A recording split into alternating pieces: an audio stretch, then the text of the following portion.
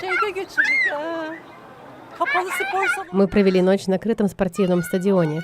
Он был переполнен. Места, чтобы лечь, не было. Мы ужасно устали.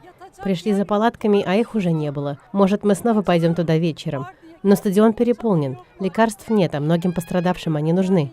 Большое спасибо всем, кто послал нам помощь. Говорят, что добраться до нас трудно из-за дорог. Так что сейчас нам остается только надеяться на Бога.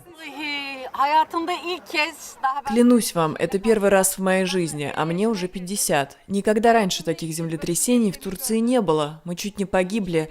Было такое чувство, что нас кто-то взял и перенес в другое место.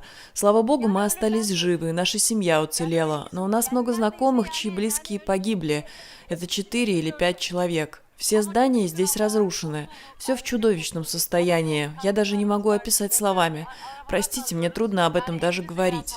Теперь мы живем в машине. Наш дом получил повреждения, поэтому вернуться домой мы не можем. Вот сейчас делаем горячий чай прямо тут. Выбора у нас нет. Я не знаю, что и делать. Мы хотим помощи от правительства. Мы хотим, чтобы оно услышало нас и оказало нам помощь. Tekrar abi. Когда мы проснулись утром, хозяин квартиры искал свою мать и детей.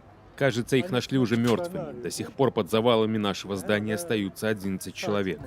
Вытащили уже 3 мертвых. Люди продолжают искать остальных. Эту работу делают молодые соседи. Спасательные службы или другие команды до нас еще не доехали. Мы все еще ждем.